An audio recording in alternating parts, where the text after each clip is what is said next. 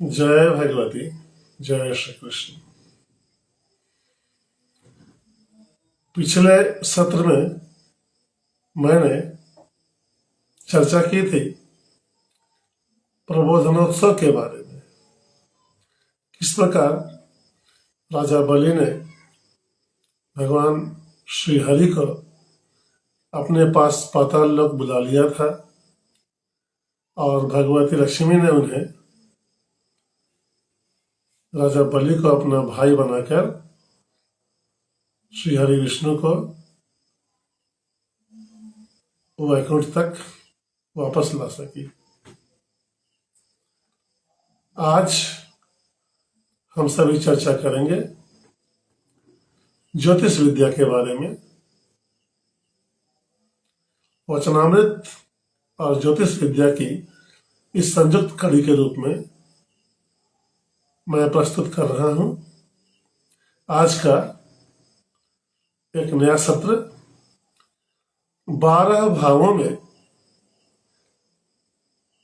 हम जन्म कुंडली देखकर क्या क्या भविष्यवाणियां करते हैं। किसी की जन्म कुंडली में 12 घर होते हैं, 12 भाव होते हैं और उन 12 भावों का क्या महत्व है, क्या प्रभाव हमारे जीवन पर पड़ता है, इसी विषय पर आज हम चर्चा करने के लिए आए हैं। सबसे पहले देखें कि ज्योतिष क्या है।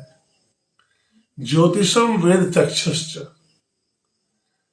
वेदों का निचोड़, वेदों का सार जो एक आंख की तरह है, हमें अपने जीवन को, अपने भविष्य को देखने के लिए जिस प्रकार एक प्रकाश की, एक रोशनी की जरूरत पड़ती है, उसी प्रकार ज्योतिष भी एक ऐसी विधा है जो हमें हमारे जीवन के सभी पहलुओं का अध्ययन कराती है। प्रारंभ में ब्रह्मा जी ने अपने पुत्र नारद को इसका ज्ञान दिया था।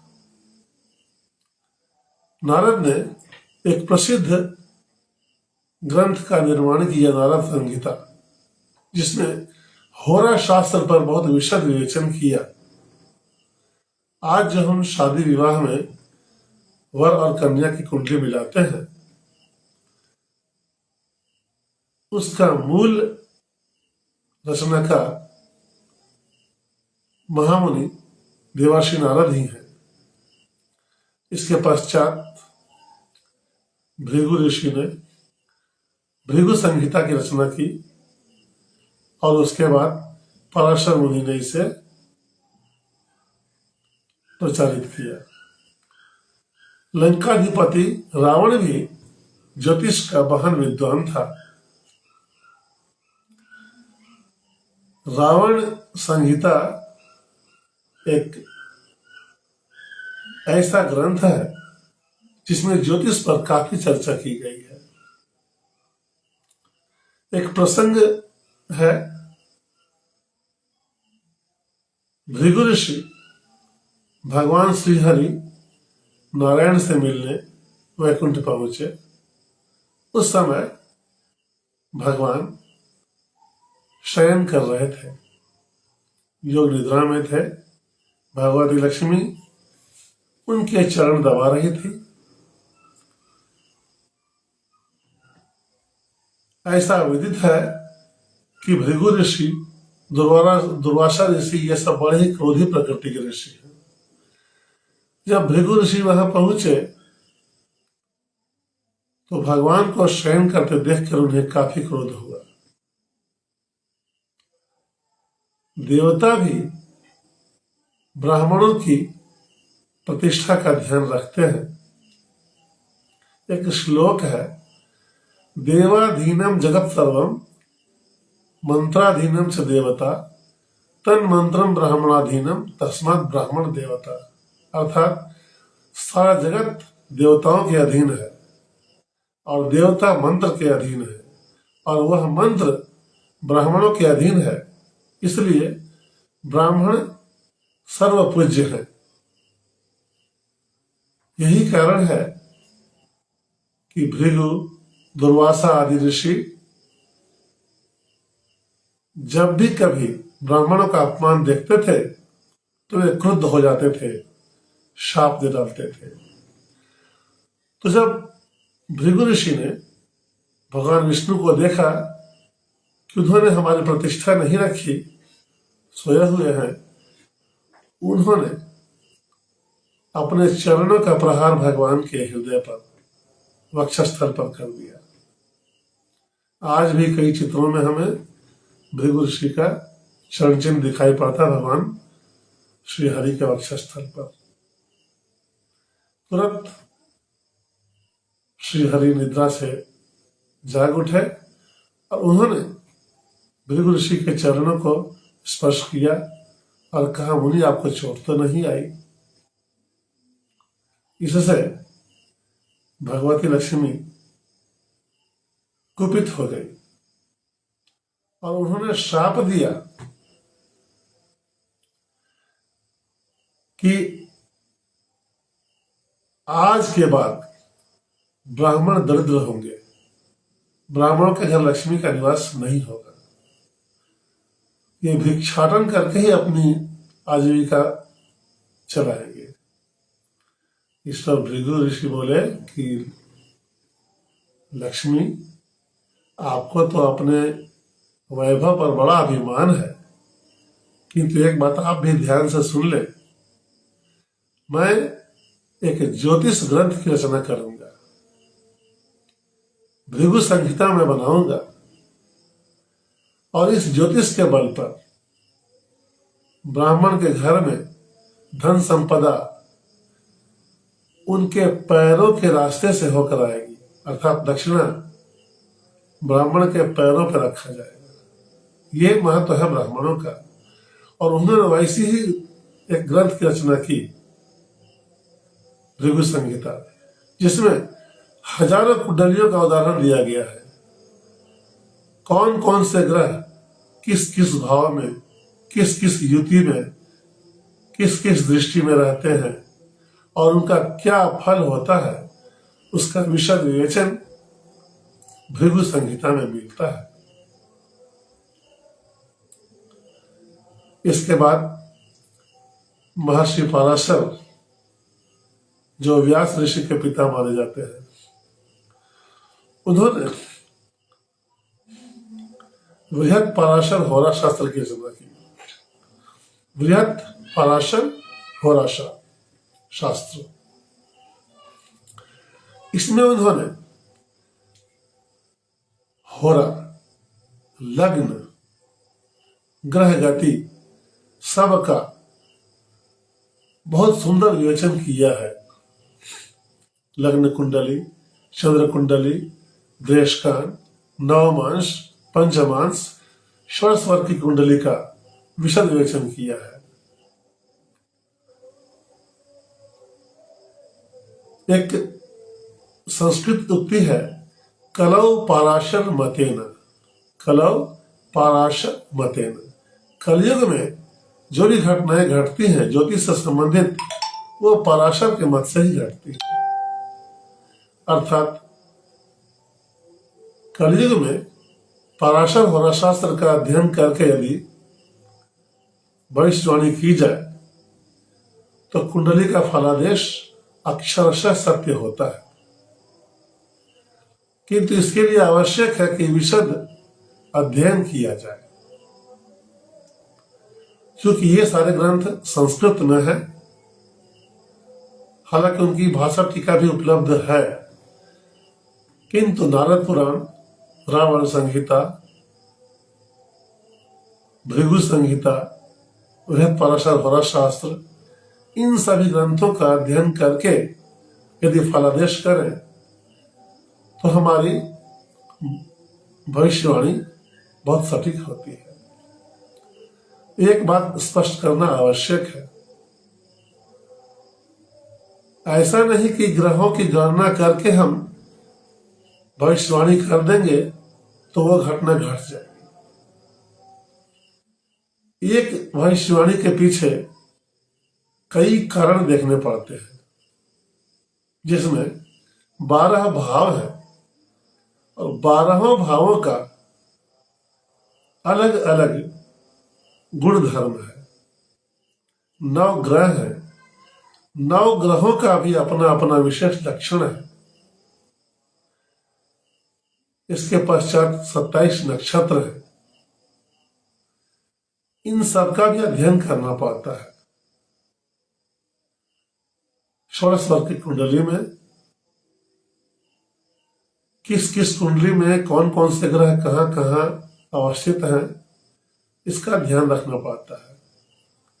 कौन सा ग्रह किस भाव में स्थित होते हैं, किसके साथ युति करते हैं, किसके साथ मिलकर बैठते हैं और तब क्या फल होता है।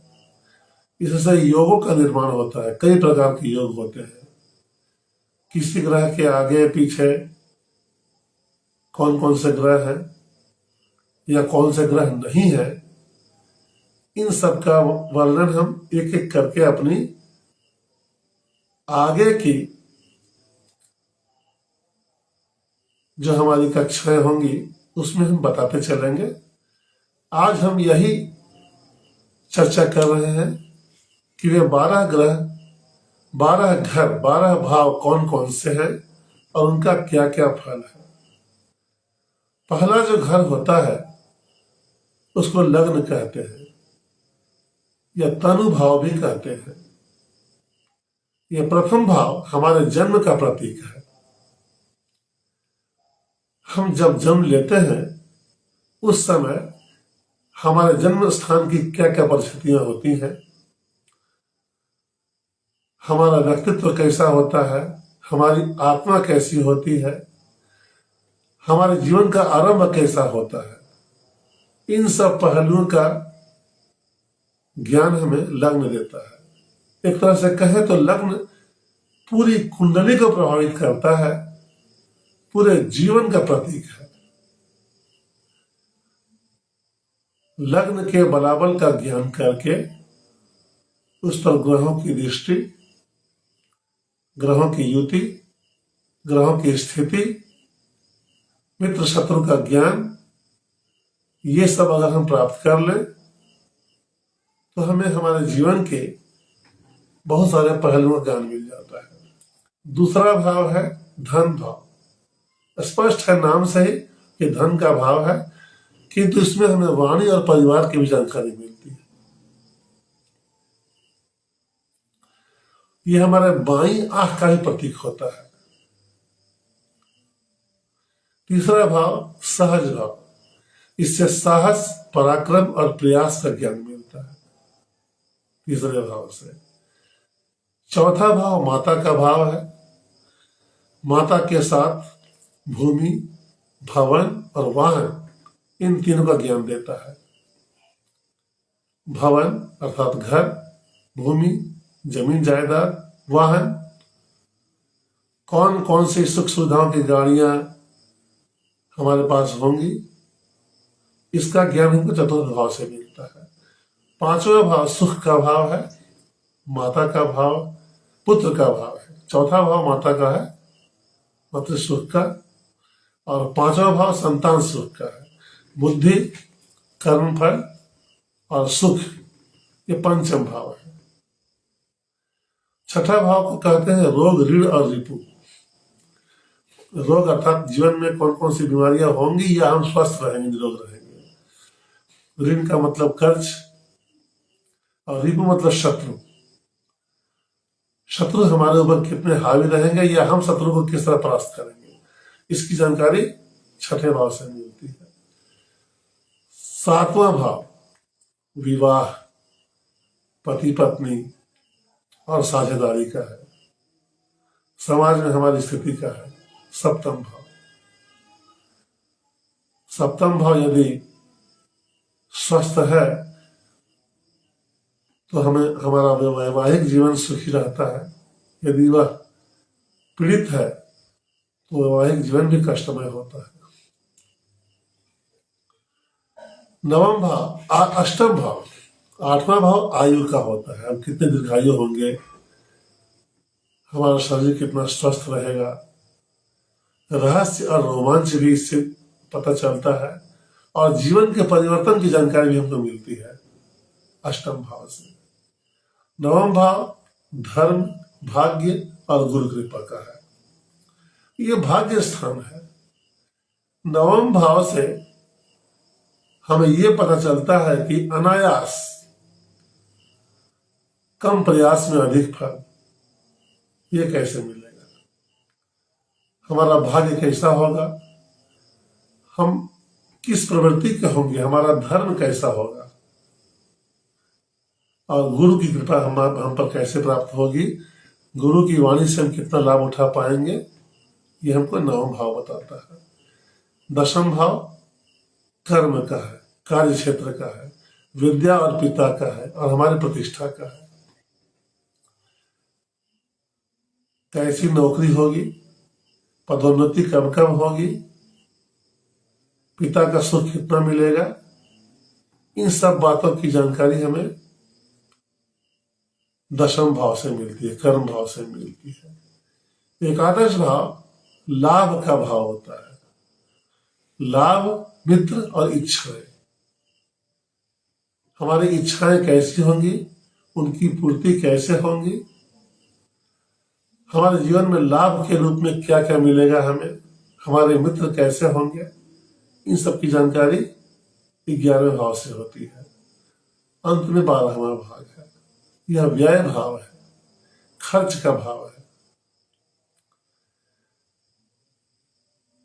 हम कितना अर्जित करेंगे और कितना हम व्यय करेंगे। 11वां भाव जहां लाभ के बारे में बता रहा है, 12वां भाव वहां व्यय, खर्च के बारे में बता रहा है, त्याग।